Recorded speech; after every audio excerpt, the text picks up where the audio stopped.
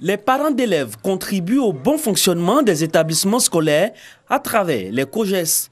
Chaque année, en dehors des subventions de l'État et des partenaires, une cotisation est levée, mais souvent mal perçue par les parents d'élèves. L'année dernière, lors de la réunion, ils nous ont dit comme ça, on a pris telle somme pour faire tant, on a pris telle somme pour faire tant, mais on n'a jamais vu ce qu'ils ont réalisé. Le fonds qui nous dit qu'on n'a qu'à payer là, le fonds est tellement relevé. Et puis après d'avoir fini de payer le fonds, soit d'autres disent 3500, soit d'autres disent 5000, on ne comprend plus rien. Mais après encore les 500, 200, 300, là, on ne comprend pas. Donc vraiment, ça nous met mal à l'aise. Mettre tout le monde au même niveau d'information et apporter plus de transparence dans la gestion des fonds, des comités de gestion des établissements scolaires est la vision de la direction des affaires financières du COJES de Mans. Une initiative qui permet d'évaluer les acquis et les difficultés afin de mener à bien leur mission. Il y a ce qu'on appelle des programmes d'activités annuels qui sont élaborés. Et c'est en fonction de ces budgets annuels d'activités élaborés qu'on demande la contribution des parents par moment. Faisons la part des choses. Il y a des frais, par exemple la visite médicale systématique. Les frais qui sont liés aux examens du BPC et puis du bac. Et sans oublier les enveloppes à code barre. Il faut reconnaître que cela n'est pas du ressort du comité de gestion. Mieux, je dirais que les frais tels que les t-shirts, les macarons, etc., il y a une disposition réglementaire des COJES qui dit que c'est le comité de gestion, en dehors du budget de l'État, qui gère ces frais-là. Au niveau du ministère de l'Éducation nationale, déjà les tablements ont commencé à être dispatchés. Et donc à ce niveau, des efforts sont faits par Madame le ministre. Quant au déficit des personnels enseignants, nous venons déjà de recevoir la première vague des enseignants sortis des CAFOP, qui vont donc être des enseignants stagiaires sur le terrain.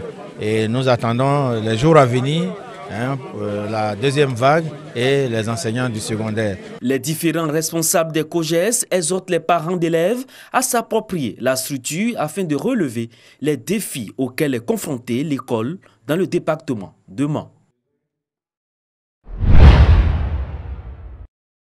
Susciter la mobilisation, l'engagement, l'investissement de la jeunesse dans toutes les initiatives pouvant renforcer la cohésion sociale, le vivre ensemble et consolider la paix. Telle est la volonté de la jeunesse du Conseil de l'Entente et le Parlement des jeunes de Côte d'Ivoire. Pour traduire cette détermination des jeunes en actes concrets, une rencontre a été organisée à la Fondation Félix Houphouët-Boigny pour la recherche de la paix de Yamoussoukro. Pour nous, pour que nous ayons une Afrique prospère, une Afrique stable, au vu et au su des défis tels que le terrorisme et l'immigration clandestine des jeunes, il était important pour nous, en tant que jeunes de l'espace Entente, de pouvoir réfléchir, faire des propositions au Conseil de l'Entente pour que le prochain sommet des chefs d'État et de gouvernement du Conseil de l'Entente aussi puisse mettre un point d'honneur sur la question de la jeunesse. Cette rencontre a mobilisé les jeunes des pays membres du Conseil de l'Entente. Plusieurs conférences ont meublé cette journée sur l'implication des jeunes Africains dans le processus de paix, de cohésion, d'intégration, de coopération et de développement en Afrique. Le cas des pays membres du Conseil de l'Entente. Il ne peut y avoir de développement s'il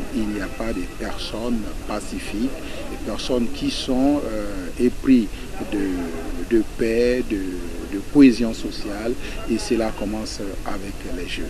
La journée africaine de la jeunesse a bénéficié du soutien de la Fondation Félix Houphouët-Boigny pour la recherche de la paix. Instituée depuis 2006, la journée africaine de la jeunesse est célébrée le 1er novembre de chaque année.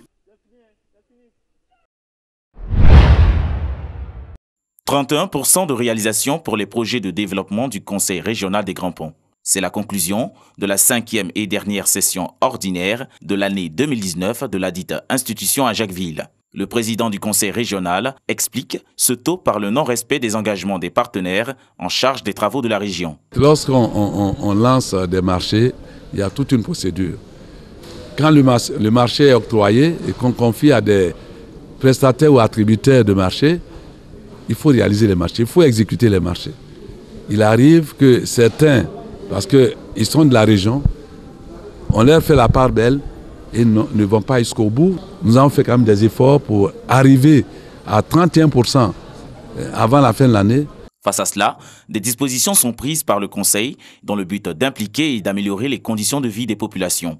8 points à l'ordre du jour, cette session est l'occasion pour les conseillers régionaux d'adopter le budget primitif de l'exercice 2020. On peut se féliciter parce que malgré le taux de 31%, on se rend compte que les travaux sont très bien avancés. Et surtout qu'on a beaucoup de travaux qui datent d'un certain nombre d'années et pour lesquels même on a été contraint de résilier les contrats pour les relancer. Je pense que les populations sont quand même assez satisfaites et nous-mêmes avec eux. Les sessions ordinaires du Conseil régional des Grands Ponts sont tournantes et se tiennent dans les chefs-lieux de la région, Dabou, Grand Laou et Jacquesville.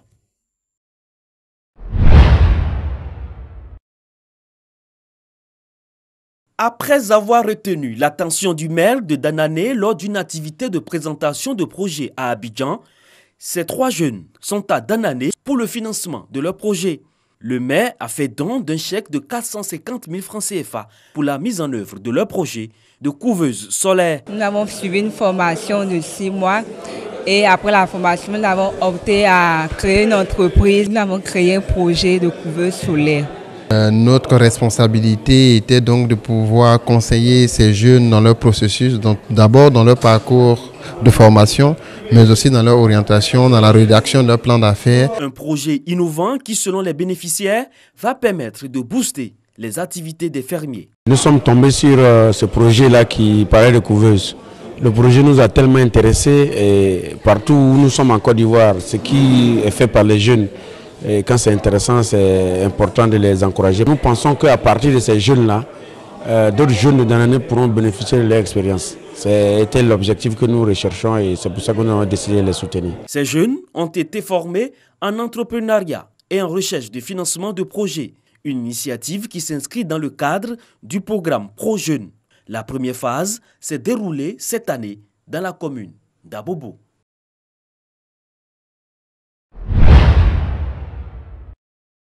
Le projet d'intensification écologique de la culture du manioc, INECO, après la première année d'exécution, présente ses résultats.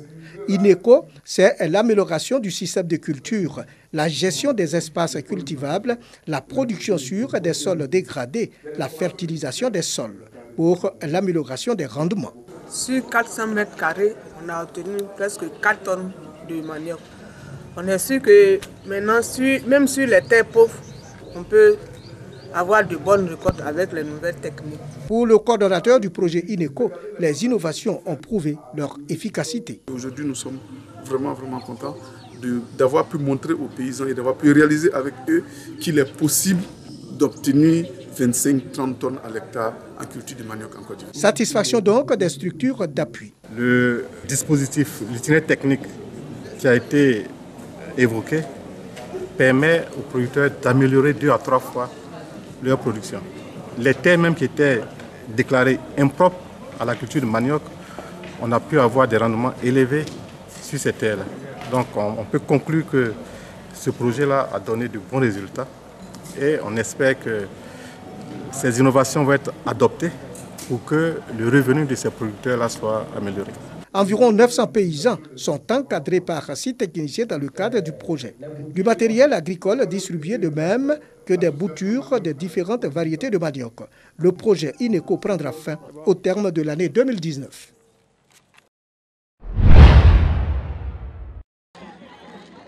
« 32 équipes, 3 mois de compétition. À l'arrivée, Fouanga en noir et Tobasso en blanc. Une finale inédite dans le département de Kounaïri. Nous sommes dans la région du Béri. Ici, la réconciliation a un sens à travers le sport. Une finale jouée à Soukourban devant un nombreux public. Sur le terrain, les hommes en noir venus de Fouanga vont faire broyer du noir à leur adversaire du jour. Le gardien de Tobasso, par 2 fois, n'a pas pu empêcher ses filets de trembler. Score final, 2-0. Le représentant du président de l'Assemblée nationale qui présidait ce tournoi de la réconciliation dans le Béret se réjouit de l'initiative. Cette cohésion, c'est ce que la Côte d'Ivoire recherche. Aller de l'avant, la réconciliation, la paix, la solidarité, c'est ce que nous recherchons. Et partout où besoin sera, nous serons là pour prôner cette réconciliation. Au nom du président Alassane Ouattara. Le parrain et les joueurs se disent satisfaits. C'est la cohésion que je recherche, c'est la paix que je recherche. Mais la jeunesse vient de prouver qu'elle ils ont pris le pas sur la violence. C'était une belle coupe. C'est pas parce que l'autre équipe était faible, mais dans le football, il y a toujours un perdant. Et aussi, il y a toujours un vainqueur. Ce soir, l'équipe de Fouanga était la meilleure équipe ici à Soukrouban. Le trophée du vainqueur, des motos et des espèces sonnantes ont été remis aux vainqueurs.